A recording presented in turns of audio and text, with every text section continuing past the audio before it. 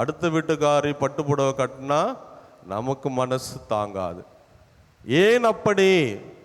என்னிடம் இருப்பது ஓகே, அவங்க ஏன் கட்டினாங்க, எப்படி சம்பாதித்தார்கள் என்று பார்ப்பதில்தான் நம்முடைய எண்ணம் அதிகமான ஆர்வம் கொள்கிறது. எனவே நம்முடைய உடன் பிறந்த சகோதர சகோதரிகளாக இருந்தாலும் சரி, பங்காளிகளாக இருந்தாலும் சரி, நான் நல்லாக இருக்கிறேன் அல்லது நான் நன்றாக இல்லை என்று நம்மை பற்றி யோசிப்பதை விட, அவன் எப்படி வீடு கட்டினான், 2 பசங்க, ஒருத்தன் தானே சம்பாதிக்கிறான், எப்படி என்னை விட பெரிய வீடு கட்டினான் என்று ஆராய்ச்சி செய்வதிலேயே நம்முடைய எல்லா விதமான நேரத்தை செலவிட்டு நம்முடைய இன்பங்களை நாம் மறந்து விடுகிறோம்.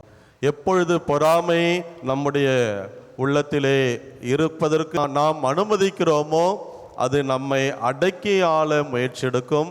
நம்முடைய எல்லா விதமான சந்தோஷம், மகிழ்ச்சி காணாமல் போய்விடும்.